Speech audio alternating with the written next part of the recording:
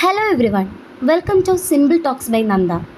നമ്മളിന്ന് ഡിസ്കസ് ചെയ്യാൻ പോകുന്നത് ഡേറ്റ സ്ട്രക്ചേഴ്സിലെ ഇമ്പോർട്ടൻ്റ് ആയിട്ടുള്ള വൈവ ക്വസ്റ്റ്യൻസ് ആണ്. ഫസ്റ്റ് ക്വസ്റ്റ്യൻ ആണ്, what is a data structure?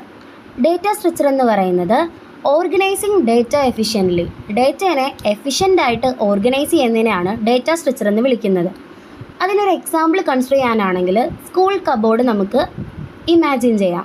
അവിടെ കബോർഡ് എന്ന് പറയുമ്പോഴത്തേക്കും സബ്ജക്റ്റ് വൈസ് ആയിട്ട് നമ്മൾ ബുക്സ് അറേഞ്ച് ചെയ്തിരിക്കുവാണെങ്കിൽ അത് ഒരു സ്റ്റുഡൻറ്റിനെ എടുക്കാനാണെങ്കിൽ അത് ഈസി ആയിരിക്കും. പക്ഷേ നമ്മൾ ചുമ്മാ സബ്ജക്റ്റ് വൈസ് ആയിട്ടൊന്നും അറേഞ്ച് ചെയ്യാണ്ട് ചുമ്മാ അളിച്ചു വാരി ഇട്ടിരിക്കുവാണെങ്കിൽ അതിലൊരു ബുക്ക് നമുക്ക് എടുക്കണമെങ്കിൽ അത് എടുക്കാൻ ഭയങ്കര ഡിഫിക്കൽട്ട് ആയിരിക്കില്ലേ. അതേപോലെ തന്നെ ഡേറ്റ സ്ട്രക്ചറിൽ ഡേറ്റേനെ എല്ലാം പ്രോപ്പറായിട്ട് അറേഞ്ച് ചെയ്തിരിക്കുന്നതിനാണ് ഡേറ്റ സ്ട്രക്ചർ എന്ന് വിളിക്കുന്നത്.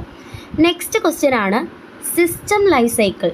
സിസ്റ്റം ലൈഫ് സൈക്കിൾ എന്ന് പറയുന്നത് steps to develop a system. ഒരു സിസ്റ്റം ഡെവലപ്പ് ചെയ്യാൻ എടുക്കുന്ന സ്റ്റെപ്പുകളെയാണ് നമ്മൾ ലൈഫ് സൈക്കിൾ സിസ്റ്റം എന്ന് വിളിക്കുന്നത്, അല്ലെങ്കിൽ സിസ്റ്റം ലൈഫ് സൈക്കിൾ എന്ന് വിളിക്കുന്നത്. അതിൽ ഫസ്റ്റ് സ്റ്റെപ്പാണ് analysis, second step design, third step implementation, fourth step testing and last step എന്ന് പറയുന്നത് എന്താണ്? മെയിൻ്റനൻസ്.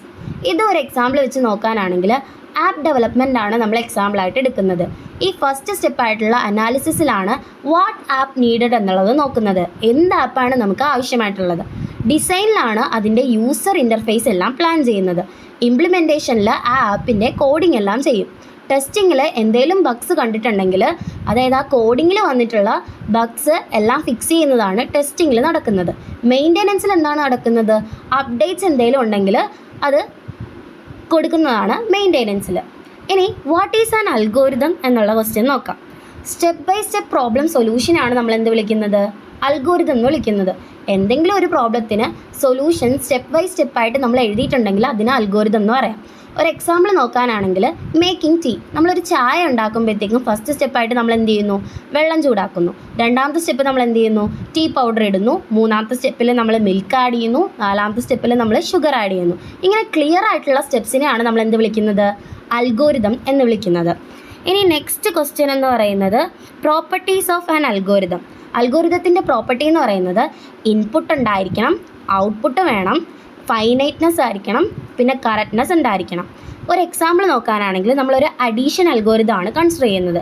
അഡീഷൻ അൽഗോരിതത്തിൽ ഇൻപുട്ട് എന്ന് പറയുന്നത് ഞാനിപ്പോൾ 2,3 എന്നുള്ളതാണ് ഇൻപുട്ടായിട്ട് കൊടുക്കുന്നത്. ഔട്ട്പുട്ട് അപ്പോൾ എന്തായിരിക്കും? 5 അല്ലേ. ഫൈനൈറ്റ്നെസ് എന്തായിരിക്കും? അതായത് എത്ര ക്വിക്കായിട്ടാണ് ആ അൽഗോരിതം എൻഡ് ചെയ്യുന്നത്, എൻഡ്സ് ക്വിക്ക്ലി എന്നുള്ളതാണ് ചെക്ക് ചെയ്യുന്നത്. ഇനി അടുത്തതാണ് കറക്റ്റ്നെസ്, അതായത് അതിൻ്റെ റിസൾട്ട് കറക്റ്റായിട്ട് കിട്ടണം. അതായത് നമ്മളിപ്പോൾ അഡീഷനിൽ 2,3 എന്നുള്ളതാണ് കൊടുത്തിരിക്കുന്ന ഇൻപുട്ട്. അപ്പോൾ ഔട്ട്പുട്ടായിട്ട് നമുക്ക് കിട്ടേണ്ടത് 5 ആണ്. 5 കിട്ടാതെ 10 കിട്ടിക്കഴിഞ്ഞാൽ കറക്റ്റ്നെസ് കറക്റ്റ് ആവുമോ? ഇല്ല. അപ്പോൾ കറക്റ്റായിട്ടുള്ള റിസൾട്ടിനെ കൊടുക്കുന്നതാണ് കറക്റ്റ്നെസ് എന്നുള്ള പ്രോപ്പർട്ടി. ഇനി അഞ്ചാമത്തെ ക്വസ്റ്റ്യൻ ആണ് പെർഫോമൻസ് അനാലിസിസ്.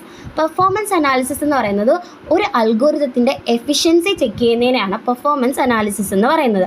സിമ്പിളായിട്ടൊരു എക്സാമ്പിൾ വെച്ച് പറയാനാണെങ്കിൽ 2 സ്റ്റുഡൻസിന് സെയിം ക്വസ്റ്റ്യൻസ് ചെയ്യാൻ കൊടുത്തു. അതിൽ ഒന്നാമത്തെ സ്റ്റുഡൻറ്റ് 2 മിനിറ്റിൽ അതിൻ്റെ ആൻസർ തന്നു. രണ്ടാമത്തെ സ്റ്റുഡൻറ്റ് ഒരു 10 മിനിറ്റ് എടുത്തിട്ടാണ് അതിൻ്റെ ആൻസർ തന്നത്.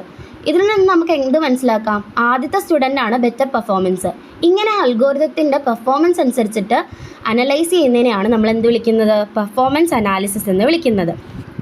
നെക്സ്റ്റ് ക്വസ്റ്റ്യൻ ആണ് ടൈം കോംപ്ലക്സിറ്റി. ടൈം കോംപ്ലക്സിറ്റി എന്ന് പറയുന്നത് time taken based on input size. ഒരു അൽഗോരിതത്തിൻ്റെ ഇൻപുട്ട് സൈസ് അനുസരിച്ച് എടുക്കുന്ന ടൈമിനെയാണ് ടൈം കോംപ്ലക്സിറ്റി എന്ന് പറയുന്നത്. ഇപ്പോൾ 10 നമ്പേഴ്സുള്ള ഒരു ഇൻപുട്ട് ആണെങ്കിൽ അതിൽ 10 സ്റ്റെപ്സ് എടുക്കും. 100 നമ്പേഴ്സ് ആണെങ്കിലോ 100 സ്റ്റെപ്സ് എടുക്കും. അതേപോലെ തന്നെ ഇൻപുട്ട് സൈസ് മോർ ഡേറ്റ വരും തോറും മോർ ടൈം വരും. ഇതിനെയാണ് നമ്മൾ എന്ത് പറയുന്നത്? ടൈം കോംപ്ലക്സിറ്റി എന്ന് പറയുന്നത്. ഇനി സ്പേസ് കോംപ്ലക്സിറ്റി എന്ന് പറഞ്ഞാൽ എന്താണ്? സ്പേസ് കോംപ്ലക്സിറ്റി എന്ന് പറയുമ്പോഴത്തേക്കും memory used by an algorithm. ഒരു അൽഗോരിതം യൂസ് ചെയ്യുന്ന മെമ്മറി. ഇപ്പോൾ ഒരു 10 നമ്പേഴ്സ് സ്റ്റോർ ചെയ്യാനാണെങ്കിൽ ലെസ് മെമ്മറി മതി. പക്ഷേ ഒരു 1000 നമ്പേഴ്സ് സ്റ്റോർ ചെയ്യാനാണെങ്കിലോ അവിടെ മോർ മെമ്മറി വേണം. ഇങ്ങനെയുള്ളതിനെയാണ് സ്പേസ് കോംപ്ലക്സിറ്റി എന്ന് പറയുന്നത്. നെക്സ്റ്റ് ക്വസ്റ്റ്യൻ ആണ് asymptotic notation. Shows growth of complexity.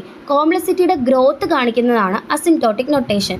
അതായത് ഒരു എക്സാക്ട് ടൈം പറയുന്നതിന് പകരം നമ്മൾ ഫാസ്റ്റ് ആണ്, മീഡിയം, സ്ലോ ഇങ്ങനെയുള്ള പറയുന്നതൊക്കെയാണ് അസിംപ്റ്റോട്ടിക് നൊട്ടേഷൻ എന്ന് പറയുന്നത്. ഇനി ടൈപ്സ് ഓഫ് അസിംപ്റ്റോട്ടിക് നൊട്ടേഷനിൽ 3 എണ്ണം വരുന്നുണ്ട്. ബിഗ് ഒ, ബിഗ് തീറ്റ, ബിഗ് ഒമേഗ. ഇതിൽ ബിഗ് ഒ എന്ന് പറഞ്ഞാൽ എന്താണ്? വേഴ്സ്റ്റ് കേസ് കോംപ്ലക്സിറ്റി ആണ്. വേഴ്സ്റ്റ് കേസ് കോംപ്ലക്സിറ്റി എന്ന് പറയുമ്പോഴത്തേക്കും അതായത് അവിടെ മാക്സിമം ടൈമാണ് എടുക്കുന്നത്. അതായത് ഒരു എക്സാമ്പിൾ നോക്കാനാണെങ്കിൽ ഒരു ലിസ്റ്റിൽ ഒരു എലമെൻറ്റിനെ സെർച്ച് ചെയ്യുവാണെങ്കിൽ ആ ലിസ്റ്റിൽ ആ എലമെൻറ്റ് ഏറ്റവും ലാസ്റ്റാണ് കിടക്കുന്നതെങ്കിലോ അത് വേസ്റ്റ് കേസ് ആണ്. അങ്ങനെയുള്ളതിനെയാണ് നമ്മൾ ബിഗ് ഒ അല്ലെങ്കിൽ വേസ്റ്റ് കേസ് കോംപ്ലക്സിറ്റി എന്ന് പറയുന്നത്.